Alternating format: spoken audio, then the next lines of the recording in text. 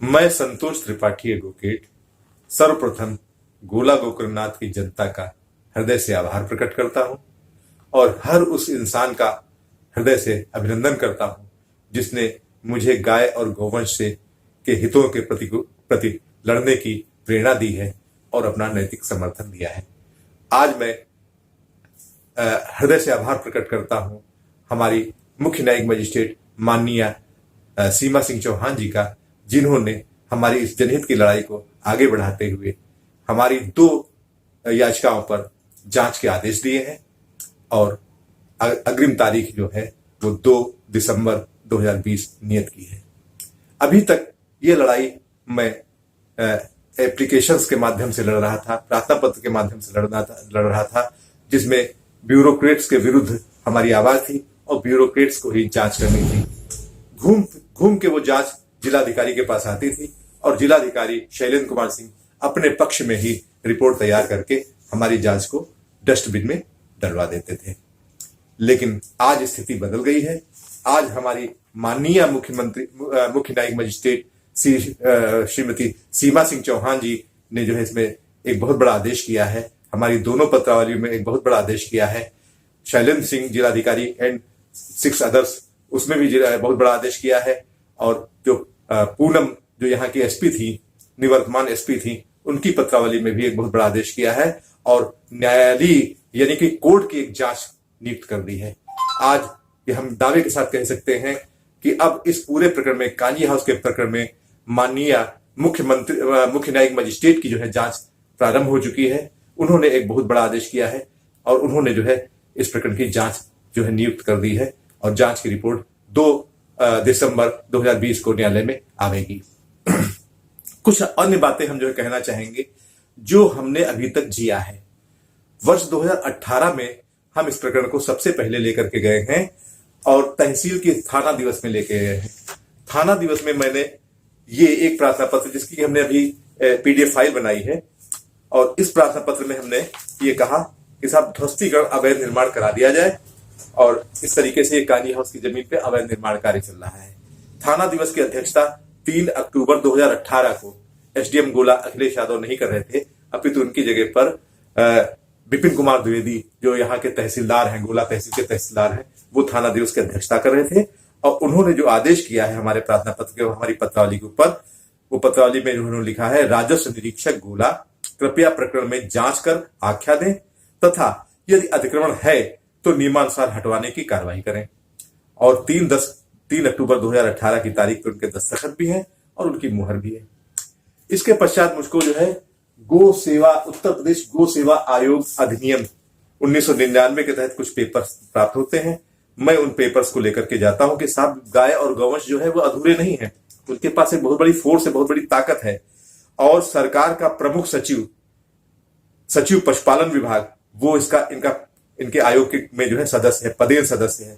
सरकार का सचिव, वित्त सचिव, वो भी इनके आयोग में पदेन सदस्य है। सरकार का सचिव कृषि विभाग, वो भी इसी तरीके से पदेन सदस्य हैं। सरकार का सचिव वन विभाग, सरकार का सचिव दुग्ध विकास विभाग, सरकार का सचिव राजस्व विभाग, पुलिस महानिदेशक उत्तर प्रदेश, पुलिस का जो सबसे बड़ा अधिकारी है, जिसको हम डीजी ऑफ पुलिस कहते हैं, डीजीपी कहते हैं, वो हमारी गाय और गौवंश के लिए जो है उनके हितों के प्रति कार्य करने के लिए बाकायदा उनके आयोग के सदस्य हैं। पुलिस महानिदेशक, अफसोस इसी बात का तो है कि जिस आयोग के सदस्य जो है पुलिस महानिदेशक हैं, पुलिस महानिदेशक हितेंद्र कुमार अवस्थी जी हैं, उन्हीं गाय और गौवंशों की तहरीर, छोटी सी एक चीज थी कि उनकी तहरीर जो है गोला गोकर्णनाथ थाने में नहीं दर्ज हुई, और तब नहीं दर्ज हुई जबकि देश की सबसे बड़ी अदालत उसने हस्तक्षेप किया।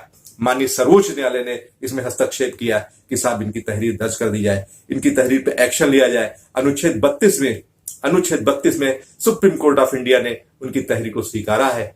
उसके बावजूद जो है 4 महीने बीत गए, अभी तक उनकी तहरीर नहीं दर्ज हुई है, अभी तक जो है अवैध अतिक्रमण नहीं ध्वस्त हुआ है। ये पत्रावली हमने दिया, उसके बाद में हमने गो सेवा आयोग की पत्रावली दिया, उस पर भी जो है तहसीलदार साहब दोबारा आदेश कर रहे हैं, राजस्व निरीक्षक प्रकरण की जांच कर अतिक्रमण हटवाएं, प्रकरण की जांच कर अतिक्रमण हटवाएं। यानी कि जांच होनी थी और अतिक्रमण हटना था।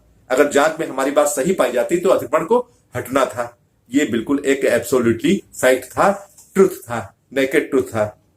तहसीलदार साहब विपिन कुमार द्विवेदी यहाँ पे भी हस्ताक्षर अपने बनाते हैं, अपनी मुहर लगाते हैं और हमको बाई हैंड यानी हमारे हाथ में ही जो है ये दस्तावेज दे देते हैं कि आप जाके राजस्व निरीक्षक को सौंप दें। हमने सौंप दिया। इसमें तारीख पड़ती है 6 अक्टूबर 2018। ये भी दस्तावेज हमने पीडीएफ फाइल में दिया है। अब जब दो आदेश जो है राजस्व निरीक्षक के पास आते हैं तो राजस्व निरीक्षक अपने बाकायदा जो है अपने पदों की जो है गरिमा रखते हैं और हमारे श्री विजय श्रीवास्तव राजस्व निरीक्षक, जिनका कि हम बड़े ही सम्मान के साथ नाम लेना चाहेंगे, उन्होंने एक टाइप करा करके पूरी जांच रिपोर्ट जो है बनाई और उसके बाद में उन्होंने लिखा, और जो लिखा वो हम संक्षेप में बताना चाहेंगे।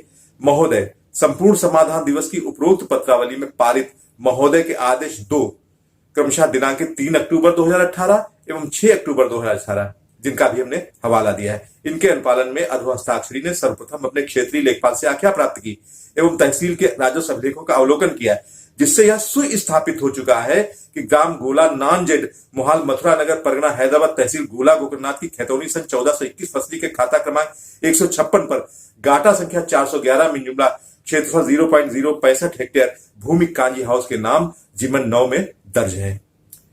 ये प्रमाणित करने के बाद में हमारे राजस्व निरीक्षक ये कहते हैं कि मौके पर जब अतिक्रमण हटाने के लिए अधोहस्ताक्षरी ने स्थल का निरीक्षण किया तो कांजी हाउस के नाम दर्ज उपरोक्त भूमि में जिला पंचायत लखीमपुर खीरी के द्वारा दुकानें बनाने के लिए कारित अवैध निर्माण, अब उन्होंने जो है इसको अवैध घोषित किया है। अवैध का मतलब इलीगल होता है, यानी कि ये चीज डिक्लेयर हो गई कि ये जो है ये इलीगल है, लीगल इसमें कुछ भी नहीं है। अवैध निर्माण मौके पर अर्धनिर्मित रुका हुआ पाया गया।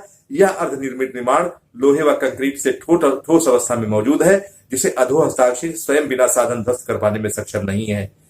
इसके बाद में हमारे राजस्व निरीक्षक महोदय को मैं एक नजीर, जो माननीय उच्च न्यायालय ने इलाहाबाद हाईकोर्ट की लखनऊ खंडपीठ ने 41 जनहित याचिकाओं को संग्रहित करने के बाद में जो है एक फैसला दिया था, मैंने वो नजीर राजस्व निरीक्षक के समक्ष रखी। उस नजीर का जो है उस आदेश का शीर्षक था ओम प्रकाश वर्मा बनाम उत्तर प्रदेश राज्य। इसमें हमारे माननीय उच्च न्यायालय लखनऊ खंडपीठ ने 41 जनहित याचिकाओं को संग्रहित करके आदेश पारित किया था और ये उनका आदेश जो है वो बेस्ड था जगपाल सिंह बनाम स्टेट ऑफ पंजाब, माननीय सुप्रीम कोर्ट की नजीर, सुप्रीम कोर्ट की विधि व्यवस्था के ऊपर ये आदेश मतलब जो है ये आधारित था।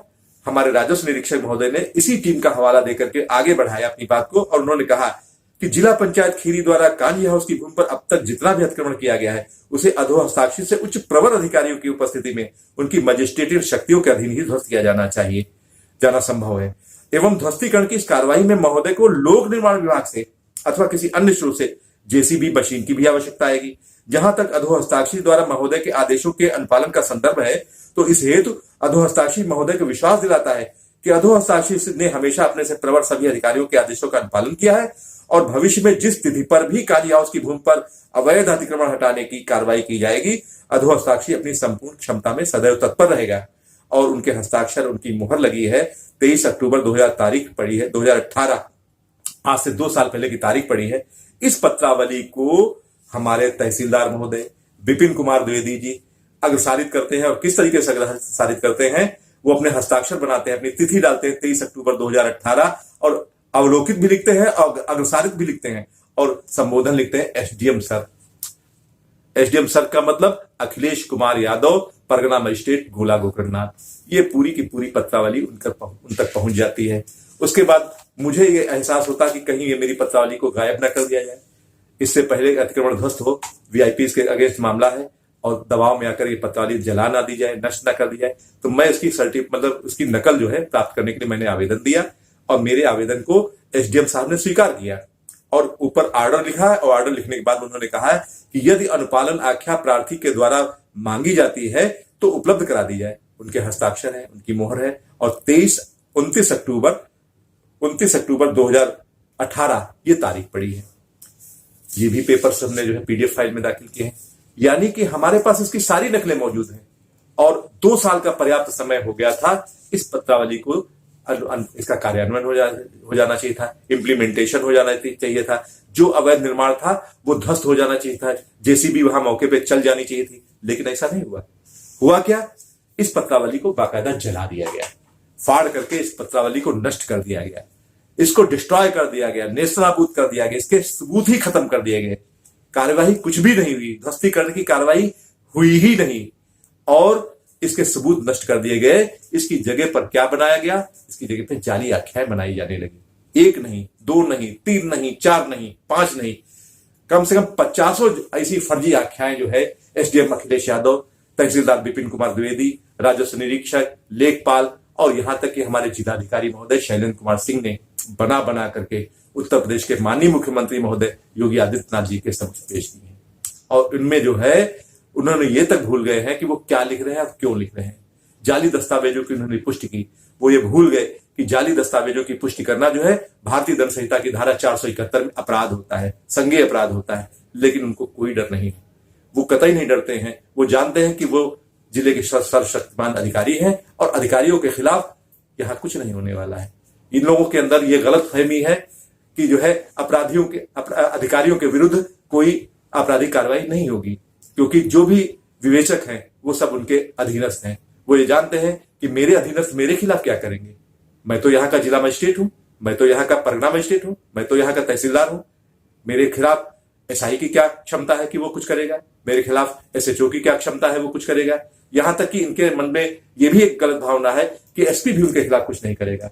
और इसीलिए जो है मुझे इस कहने में कोई एतराज नहीं है कि पूनम जो इससे पहले पुलिस अधीक्षिका थी उनका भी तबादला करा दिया गया, कार्रवाई नहीं होने दी गई। उसके बाद सत्येंद्र कुमार सिंह जी यहाँ पे पुलिस अधीक्षक के रूप में आए, उनका भी तबादला करा दिया गया, कार्रवाई तब भी नहीं हुई। और आज जो है एसपी के रूप में हमें विजय कुमार ढोल जैसे अच्छे अधिकारी प्राप्त हैं, लेकिन अभी भी एफआईआर नहीं दर्ज हुई है। क्या सर्वोच्च न्यायालय से बड़ी भी कोई हस्ती है जहां से हम आदेश करा के लाएं? निराश्रित गाय और गौवंश कहां जाए, कौन सा दरवाजा खटखटाए? आज स्थिति है कि अवैध निर्माण ध्वस्त तो नहीं हुआ, बजाय इसके सिंगल स्टोरी वहां बना दी गई, 21 दुकानें वहां पे बना दी गई और छत के ऊपर भी 21 दुकानें बनाने की तैयारी चल रही है, रात दिन निर्माण कार्य चल रहे हैं। लेकिन हमारे यहाँ के जिलाधिकारी, एसडीएम, तहसीलदार, राजस्व निरीक्षक, लेखपाल सभी लोग जो है शासन को गुमराह करते हैं और फर्जी आख्या भेजते हैं कि सब मौके पर निर्माण कार्य बंद है। अरे मेरा काम निर्माण बंद कराना नहीं था, मैंने तो ध्वस्तीकरण की कार्रवाई करवाई थी और मेरी ध्वस्तीकरण की कार्रवाई बाकायदा अंजाम तक पहुंचते पहुंचते फाड़ के फेंक दी गई। इससे बड़ी और क्या बात होती? मैं माननीय योगी जी से मिलता हूं, गोरखपुर जाता हूं, गोरखपुर उनके समक्ष अपना आवेदन प्रस्तुत करता हूं और यही ध्वस्तीकरण के दस्तावेज उनके समक्ष रखता हूं। माननीय योगी जी जो है अपने विशेष कार्याधिकारी एनकेएस चौहान जी से आदेशित करवाते हैं डीएम साहब के लिए। डीएम साहब उस पत्रावली को रिसीव करते हैं और रिसीव करने के बाद फिर ये फाइल फाड़ दी जाती है, जला दी जाती है, नष्ट कर दी जाती है। और ये सारी ध्वस्तीकरण की फाइलें नष्ट करने के बाद में जो जाली आख्या बना के भेजी जाती है उसमें लिखा जाता है कि साहब सुप्रीम कोर्ट में जनहित याचिका पेंडिंग है। सुप्रीम कोर्ट में जनहित याचिका 8 जून 2020 को फाइनल हो जाती है। 12 जून 2020 को एसपी पूनम उसको रिसीव कर लेती हैं और अगस्त के महीने में हमारे जिलाधिकारी वहां भेजते हैं कि साहब जो है ये तो जो है वहां पेंडिंग है सुप्रीम कोर्ट में। यानी कि अपनी धोखाधड़ी और अपनी जालसाजी को साबित करने के लिए ये लोग इतना ज्यादा जो है अपने पद से, अपनी गरिमा से इतना ज्यादा गिर चुके हैं कि ये सुप्रीम कोर्ट को भी नहीं बख्श रहे हैं। सुप्रीम कोर्ट का भी झूठा सहारा लेने में इनको कोई लज्जा नहीं आ रही, कोई शर्म नहीं आ रही है। ये चल रहा है। जब हमारी मुख्य न्यायिक मजिस्ट्रेट सीमा सिंह चौहान जी ने ये सब चीजें हमारी बहस सुनी, हमारे दस्तावेज देखे, तो वो हमारे तथ्यों से बहुत ज्यादा प्रभावित हुई और उन्होंने अपने न्यायालयीय जांच जो है इस पर नियुक्त कर दी है। और आज जो है कोर्ट जो है वो जांच करेगी कि पूनम ने पुलिस अधीक्षक कार्यालय में सुप्रीम कोर्ट के आदेश के बावजूद एफआईआर क्यों नहीं दर्ज हुई। यह आख्या देनी पड़ेगी और इसके लिए तारीख 2 दिसंबर 2020 नियुक्त हो चुकी है। That's all.